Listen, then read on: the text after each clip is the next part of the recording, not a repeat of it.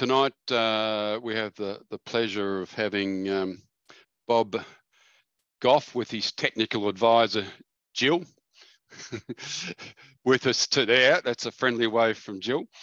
And a very sweaty brow from Bob there, worrying about this technology, I suspect, but we'll be fine. Bob's going to show us a video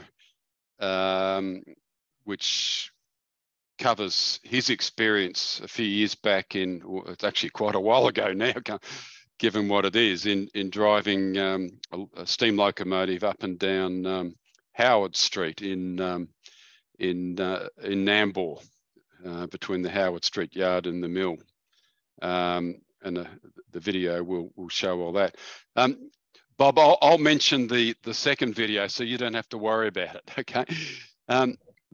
We're also going to tack on as a surprise a second video which was produced by the local council on the Sunshine Coast, which has some stories, or deals with stories from the Mapleton Tramway, and it's quite well done. And Bob's video will go for about an hour or so. No, sorry, about half an hour or so, and this other one will push us out close to an hour, which is our normal sort of time. So we'll just go straight on to that. Now, I just noticed that Bob's disappeared, but I will pass over to him, and hopefully that he will be there. Are you there, Bob? Just got to press your space bar. Yes, I'm here and ready to go. Okay, we can't see you. You just disappeared. Ah, technical advisor to the rescue. There you go. All right, Bob. I'll pass over to you to introduce your video. Okay, thank you, Mike, and welcome to everybody. Hope you're going to enjoy the presentation. This was done in 1997 at the Brisbane Model Train Show. We were setting up for our Woodford Railway Museum stand, and George Hadley, well-known person from Nambour Mill, was down with the Nambour Model Railway Club setting up their stand. And he approached David Muse and myself to ask us, could we lend our 2-foot gauge Bundy Fowler loco to them in August of that year for the celebration of the centenary of the mill, and also the Sugar Festival, which is held on that week too, which we said, yes, we couldn't get there quick enough, really.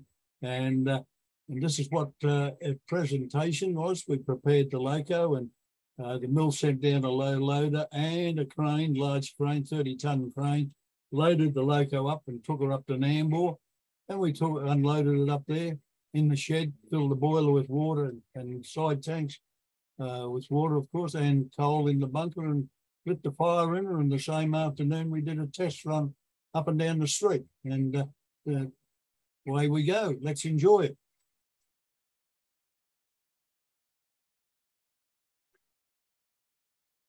Okay, Bob, here we go. Just bear with me just for a moment.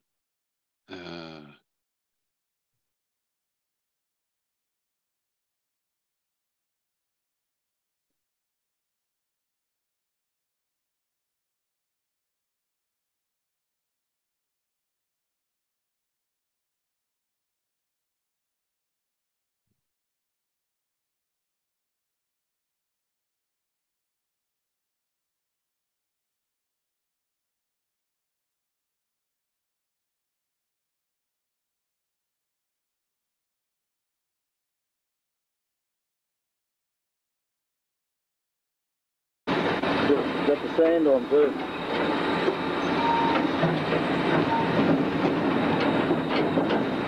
In a moment, you'll hear some thumping noise underneath the loco. These are the rabbit ears which we run over to hold the trucks in place. What's that? Sand on the side.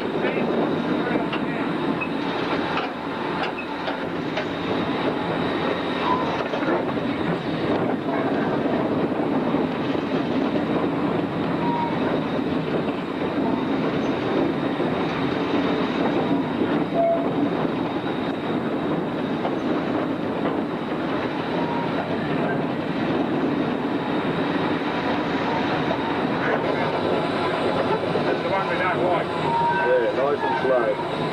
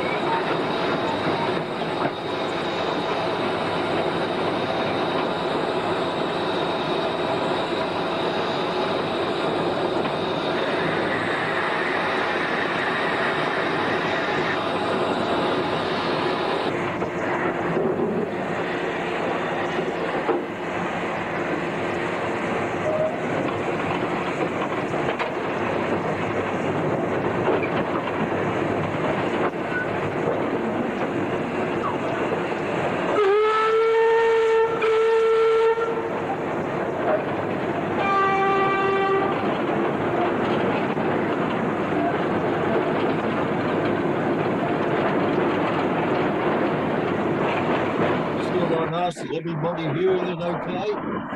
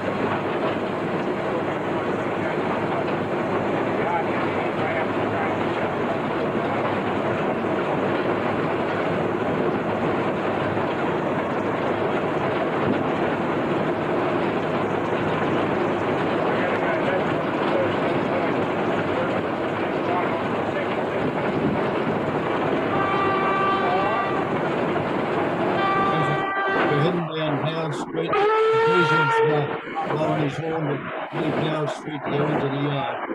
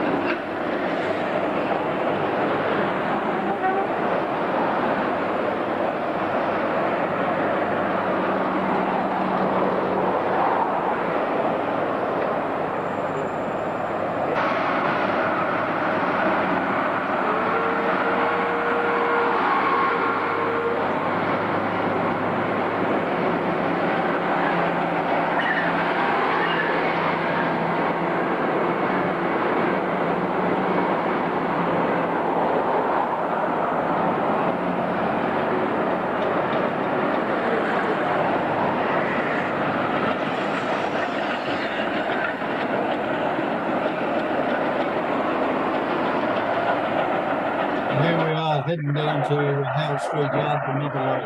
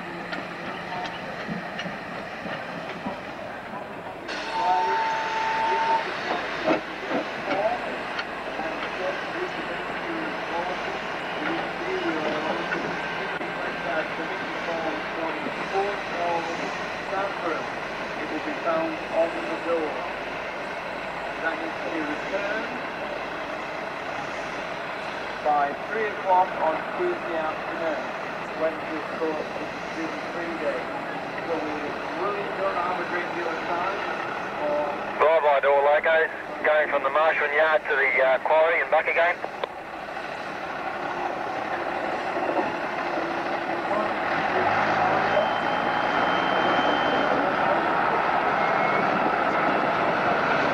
The blind wires on our test run after you see Bundy now shunting what the trucks bring in, the semi-trailers bring in, he's making up a road. Let's go out there, Johnson, for 25 George Saturday.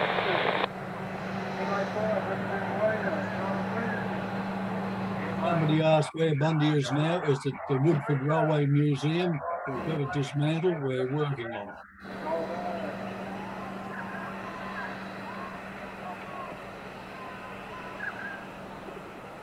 This what we're seeing here, I find, is a great example for our guys at the museum that run a real locomotive hauling real trains.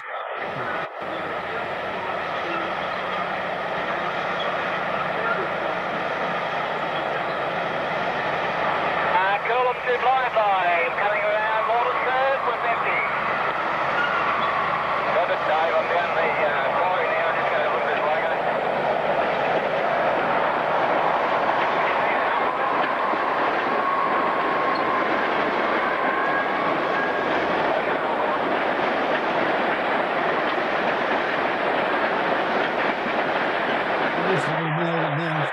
Goes 900 speed on this, so this work at about 20 k's an hour, and here we're blowing down the board.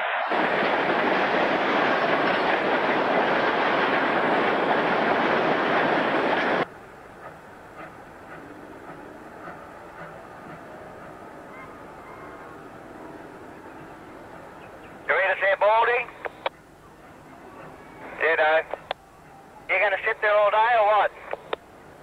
Well, you haven't said where you want me to go. I've already told you, go in number 1 and leave them set up, please. Thank you.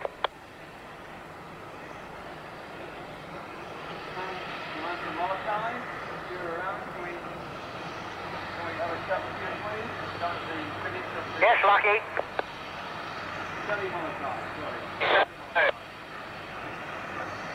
Number 2, Lucky.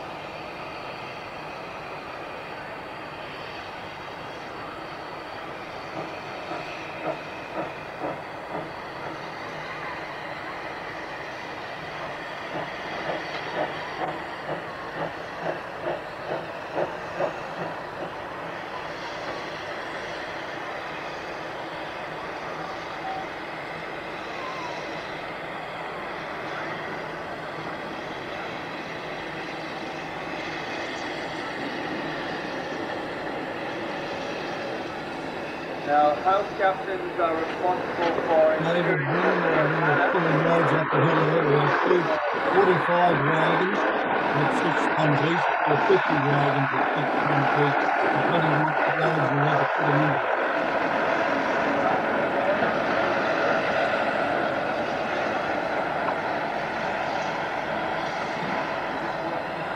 Jono, when you get uptown, upstairs, can you leave them set up for number 2, please, up there? Okay. Right, you'll be right. Should run into anybody. Thank you.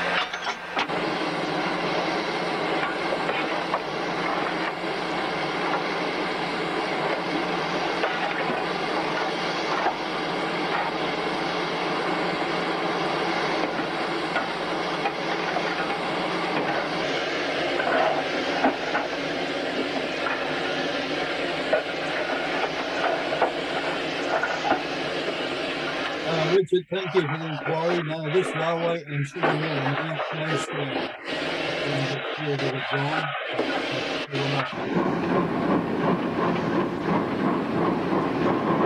As you saw there, the firebox is filled with Blair apple coal, good quality Blair apple coal they got. Boil water in the boiler half an inch off the top nut, and away we go without touching anything. We get to the mill yard.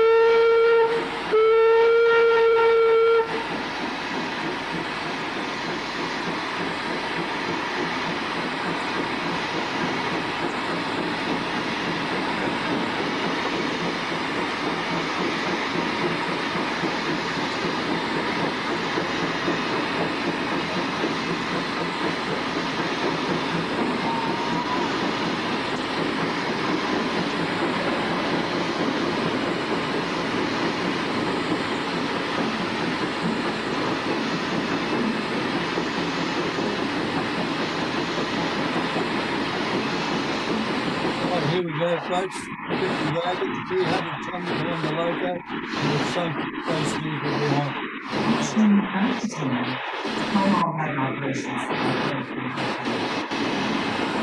Over and so. I'm always having that to put my smile on my face. Look at the main screw, I mean, from the front of the engine. Look at the main.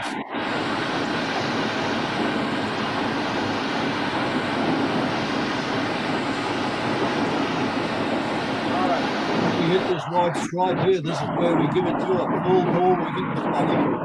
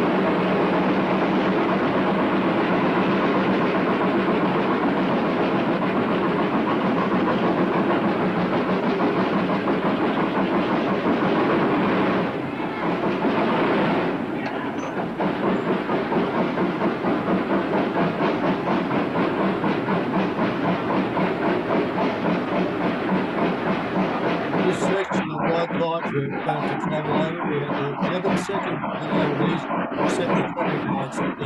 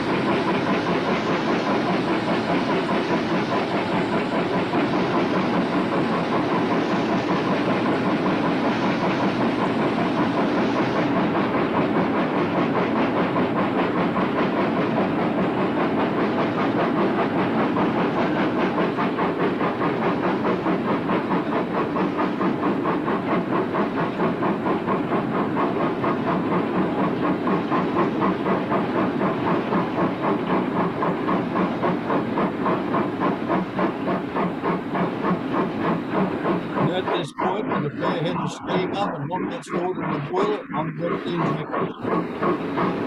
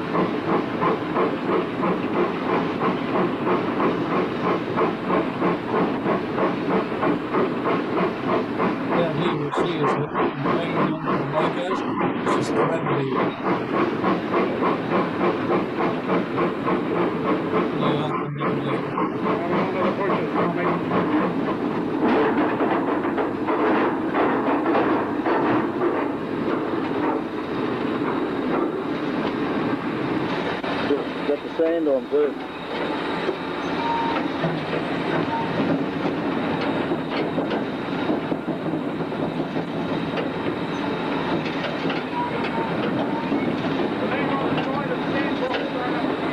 What's that?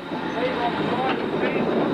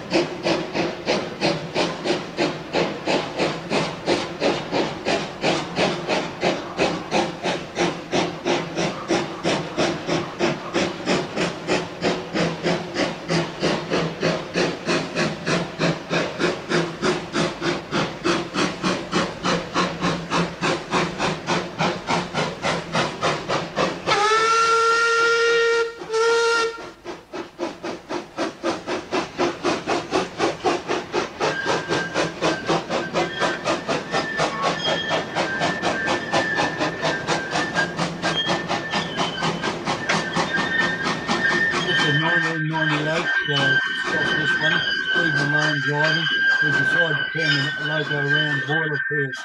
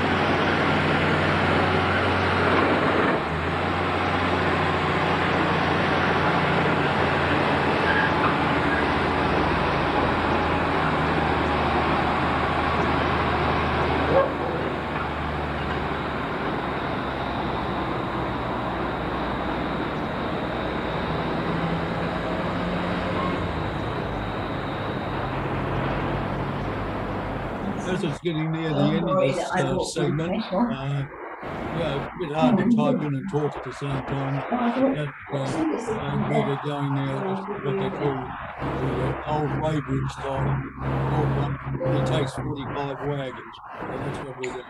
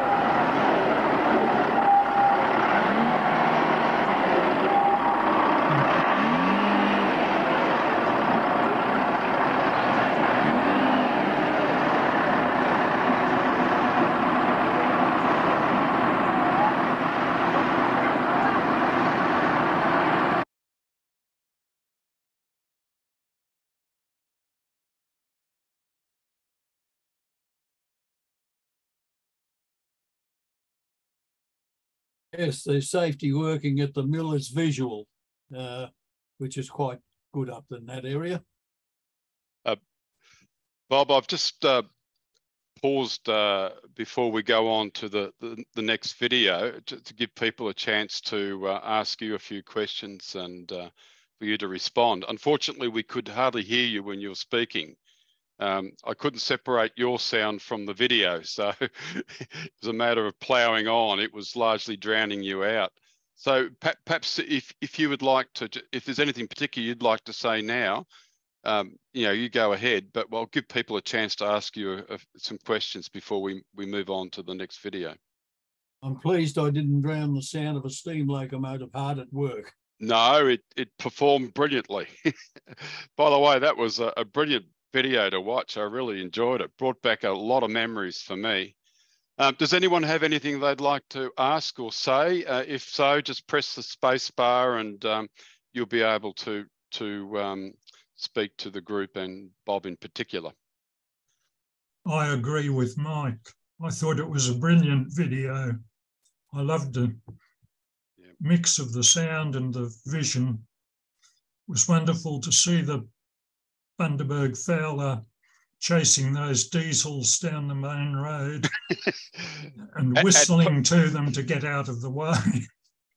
And at pace. Oh, what struck me is how fast that thing was moving down through that traffic. Someone did ask, Bob, what speed were you doing? Well, the diesels, that boys said to me, would govern to 18 miles an hour, but I took off with a load out of the yard there and headed off up the hills, and the diesel loco driver told me to slow down. He couldn't keep up with me. Yeah, totally appropriate. Yeah. It's give it to her. Yeah. I thought it was fantastic. Reminded me of the years and years and years ago. I took my family up that way, and we joined in with that traffic that was dicing with death. Death was the locos. That the kids, I think the kids remember it even today. So fantastic, Bob. Great. Hello, Bob. This is Bill Hanks. First of all, apologies for joining late. I've got COVID and I went to sleep in the chair. I've never seen anything operating at Nambour, just never been there at the right time of the year. And the first visit I had there was about January 1967, when I was only 16 years old. And I took a series of photos up there. But looking at that video in the Howard Street yard, I thought, hang on, what's different? And it was all the cane trucks. And I've managed to pull out a couple of my photos, and it shows all the old wooden whole stick trucks. And and I seem to remember along the Howard Street there was sticks of cane lying all over the road. And that sort of all stopped once they got the chopped cane trucks, I suppose. Yeah, that's right. Well, I used to go up there before the bulk bins and that. And one Friday night we were up there and it was getting late. We were doing tape recording up and down Howard Street Yard there. And the movie house was just, everybody was coming out of the movies and it was starting to rain. And one of the locos, the earlier fowlers, come up and he started to slip and slide and was having trouble lifting his load. And the driver was calling for everything he could lay his tongue to. And the mob on the footpath was standing there cheering him on. It was great excitement. Good stuff. Bob, one of our watchers tonight asked, what's the steepest grade in the street? Do you have any idea? No, unfortunately, I don't know what it is, but I guess it can be found out somewhere. Yeah, I'm sure. Also, there was a question about with Coolum, and perhaps you might explain what was going on, because we talked about a little bit before we started. The question was Coolum pushing or just adding to the load? But there is a third option, I understand. Yes, no, they do push. They've got to keep close to us in case of breakaway. That's the idea of the chase diesel. But when it gets to the tight spot up heading into Mill Street and that, he is pushing and he pushes you into the yard. But the loco's still working hard. Perhaps you might want to tell them the story you told me earlier, Bob, about what happened when someone panicked a little bit with the, a potential obstacle way ahead. Yeah, I was teaching one of the boys to run up the hill and he shut the throttle down. I said, what the heck are you doing that for? He said, there's a car 2 blocks away in the middle of the street. I said, don't worry about him. Keep going, blow the whistle. If he doesn't get out of your way, hit him. You know, that was the rules up there. The locals knew. They knew to get out of your way. Yeah, you could see that in the street. It was good. Actually, I saw a bit of that at Mossman last week too, or a couple of weeks back. The street running there was good to see. Not down the middle though, like you guys did. Just going through a couple of the other questions. How many tons were in the load that was behind you? Do you remember? Yes, each of the bins are 6 tons. So we used to have 50 for the large yards and 45 for the old weighbridge siding to fit up there. So that was the loading. Okay, and I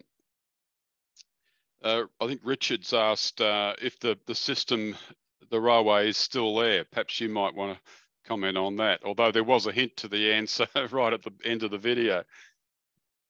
Yes, all the track is still there. You can drive down the street because the new museum thing that they got going up at Nambour, they're going to have a solar panel tram running down the street a little bit and for tourist operation up and down the street. So that'll be interesting. But I must say, when the driver was showing him what to do, shut the throttle, then he opened it again, we broke a wagon, the headstock off a wagon, but the chase diesel pushed the lot up into the yard there onto the siding. And the mill asked us to go and have a look, as it's recorded there were still wagons on this particular siding. And sure enough, half the train was still there. The other half had been gone for processing. And we found the broken headstock running on the rails.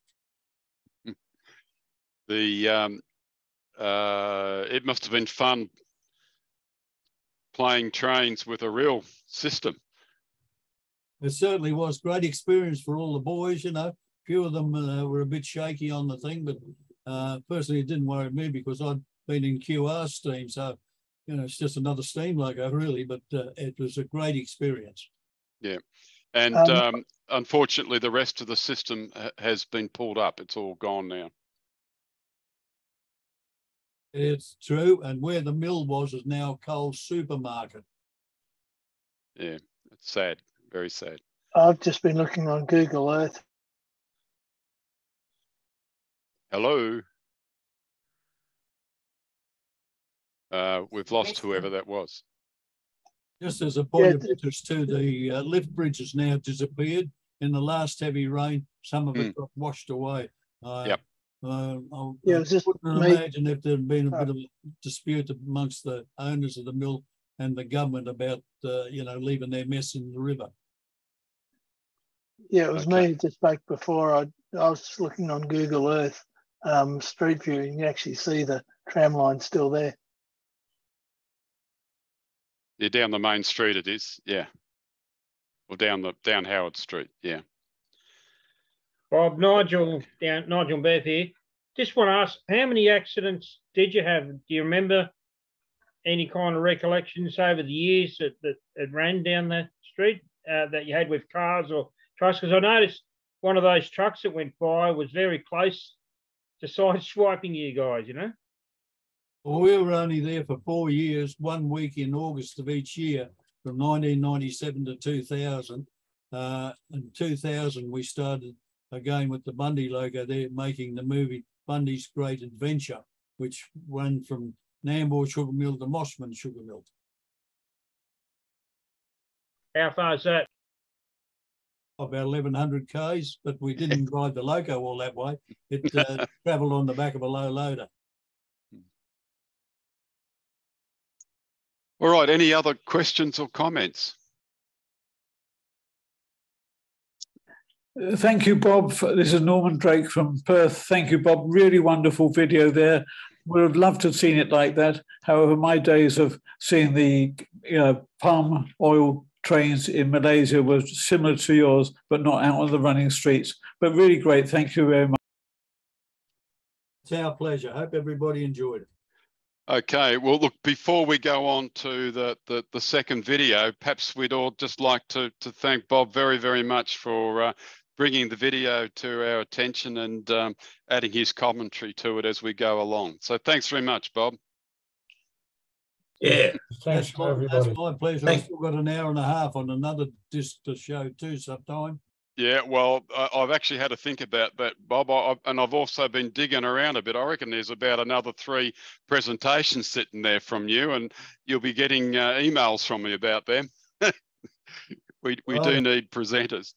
Mike, yes. as I saw years ago in Nambour, people were impatient then in 1997, and people are impatient today. They don't want to wait for transport. No, they don't. That's right. And thanks for your assistance tonight too, Jill. Much appreciated. You helped get us all over the line, so thank you. Thank you. All right, everybody. We'll now, if you just bear with me for a moment or two, I'll hopefully figure out how to go to the next one. The next video deals with the Nambour Mapleton tramway. In other words, this went to the west of the mill, and again, I'm not an expert at all, but it was worked as a cane line for a distance, but it was also a shire line. In other words, it was used for transport of people and goods up to the top of the ranges. But anyway, you'll get all that from the video, and at the end of it, if people know a little bit more and want to say something about it, well, they will be able to do that. So we'll now shoot over to that, and we'll see how we go.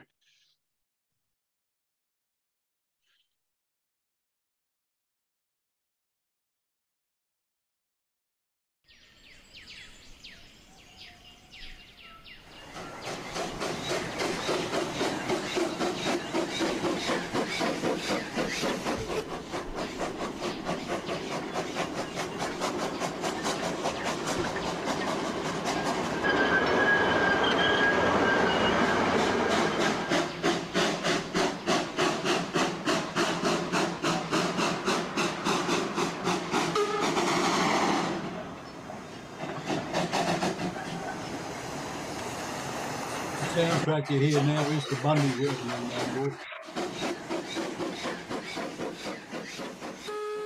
Dad started work at the sugar mill when he was 14, 1930, and retired in 1981. Dad started, down the bottom, and then he worked his way up through fireman and loco driver in the steam loco days. By the time dieselisation come in, Dad was actually running the tramline system. Those were the days when you could actually go to work with Dad and, you know, health and safety didn't come into it. You had enough common sense not to get run over with a loco or something. So, you know, you grew up around them. My dad's job, by the time I'd grown up a bit, entailed working best part of 7 days a week for 6 months of the year when the crushing was on. So the best chance to get to hang around with Dad was to go to work with him and help him. And if I helped him, you know, count empty cane trucks, for instance, on a Sunday, that means he could go home early enough and we could go to the beach. It was like a living thing, the sugar mill, especially at night when you could see all the steam and stuff. And there was always plenty of movement. It wasn't just noise, there was plenty of movement all the time.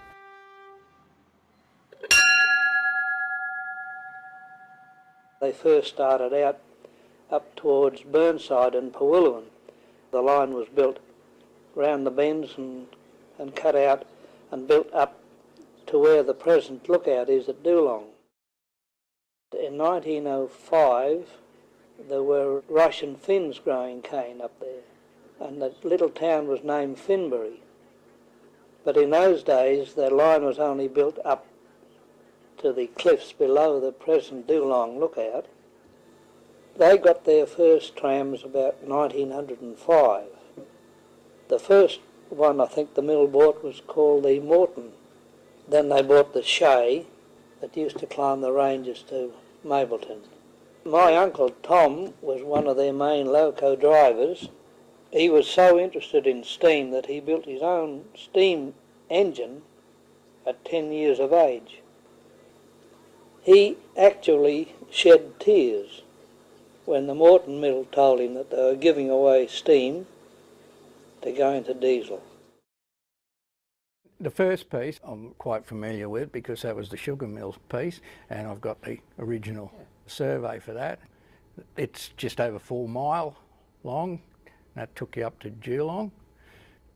When the people of Mableton saw how well it serviced the farms at Geelong, they wanted to extend it. But the mill, after a few years of operation, and the mill had started to expand eastward down Petrie Creek, no cane expansion occurred beyond Geelong. So there was no reason for the sugar mill to finance a line up to Mableton. They were in the business of crushing sugar cane, not general carrier. So the council decided they would take it on and buy the mill's bit of line. You know, they would still use the locos to bring whatever cane down as well. And that worked quite well up until, you know, 1940. I don't think it ever made a profit, but it served a community need. At that point in time, it was, yeah, very significant because, I mean, you could get your product, you know, more or less down to town same day and onto a train to Brisbane.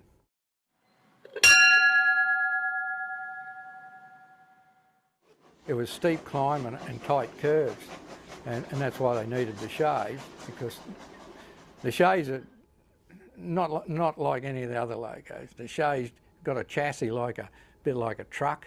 It's a flexible sort of chassis.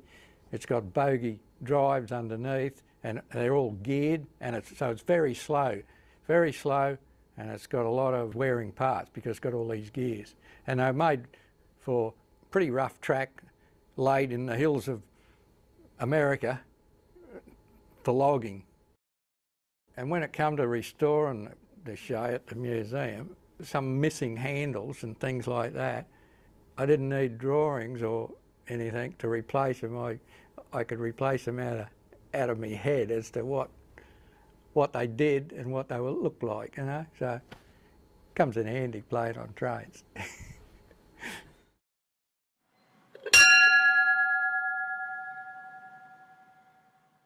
We used to call them flat tops, and you used them at the mill to carry any sort of thing, to do repairs to tracks and bridges.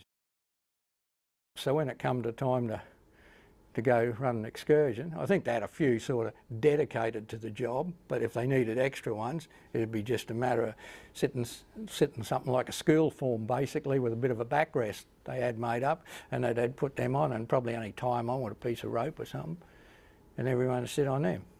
And I don't ever remember anyone getting majorly hurt, so a lot more common sense in those days.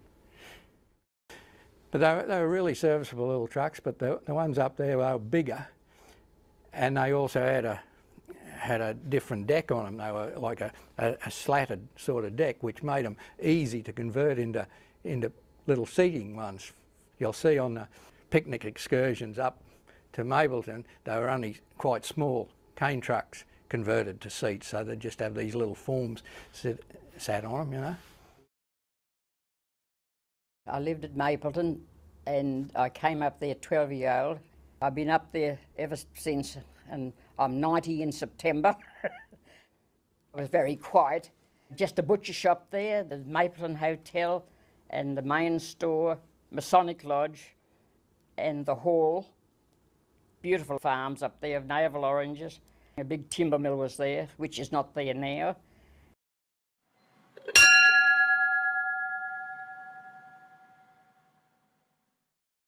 They'd load it up with kegs of beer, groceries, anything wanted, and they'd drop it off on the way to Namba to all the farms. They'd leave at 8:30 or 9, go down to the mill, go round the mill, come across the road, the Alicia Road, through the park up there now, and all round the mountains. There's Lantana Road on the left, just going to Namba, just down the first hill. Well, the tram used to go across just down from there, the tram line, all around the hills, and it'd take all this stuff down. They'd bring them in of a morning, and they had a siding. They'd load all these cases of navel oranges on for the tram, and they took the timber down to Nambour, the cans of cream, and any fruit and that sort of thing. And it went round to Nambour, down the back of the railway station. There used to be a big fruit shed. They used to load it off there and then load it onto the train and used to go to Brisbane. And then on the way back, they'd bring things back like kegs of beer or things for the shop, and it'd come back about 3 or 4 o'clock. On the way down, I lived only about 5 minutes walk across the paddock to where the train go, and every morning at 9 o'clock he'd blow his whistle before he got there, and I was about 14. The woman next door, she'd get me to run over with his lunch or morning tea, so I'd run across there and he'd slow the tram down and take his lunch out of a brown paper packet, and off he'd go. And I'd done that for years.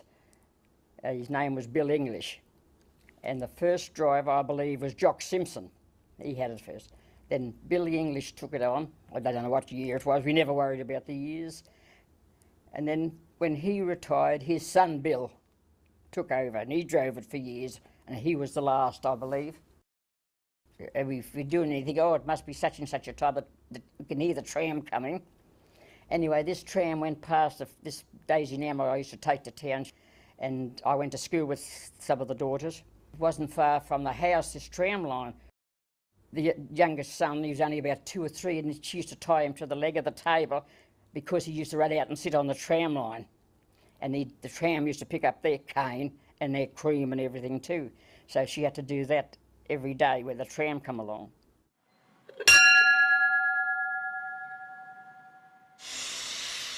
In 1926, a 4-year-old girl stepped on board a passenger carriage in Mapleton and took the ride of her life off the edge of the Blackall Range. The passenger carriage had waist-high wooden walls and a row of seats down each side, a galvanised iron roof and canvas blinds ready to roll down if it rained. In parts, the track was so steep every carriage brake had to be screwed down in an attempt to slow the descent. There was a switchback that only such a little engine as the Shay could have negotiated. But oh, the view! When they weren't driving through cathedral-like forests, they could see right to the coast and the sea beyond. It took 2 hours to travel the 18 kilometres to Nambour. She still talked about that ride at the age of 90. She was my mother. My grandfather was Jack O'Leary, and he was a railway man and a railway union man all of his life. He came out to Australia from Wales in 1911, and in 1912 went out to work on the Mary Valley line as a navvy. They decided to have a holiday, which they didn't do very often. So in 1926, Jack found out that there was a guest house in Mapleton called the Strongara, and he remembered what it was like to be up in this area and wandering through the bush. And he knew that Mapleton was on the edge of the rainforest, and there were walks, there's the Mapleton Falls and all that sort of thing. So he convinced the family to come up here for a holiday. And that is when my mum was 4 in 1926. They stayed at the Strongara, and then the owner of the guest house, Mr. Johnson, knew that Jack was a railway man, and he started to tell him about the Mapleton tramway and the fact that they could actually go on rides down the range to Nambour. Mary, my grandmother, used to work in a hotel, the Royal George, at Nambour as a domestic, so it was the obvious thing to do, to entertain the 3 little kids and to spend some time on their holidays. So they hopped on the tram, which was my mother's first trip. And until the day she died, literally, when she was 90, she was still telling me about that fantastic trip on the cane tram. She said it was like a roller coaster ride at times.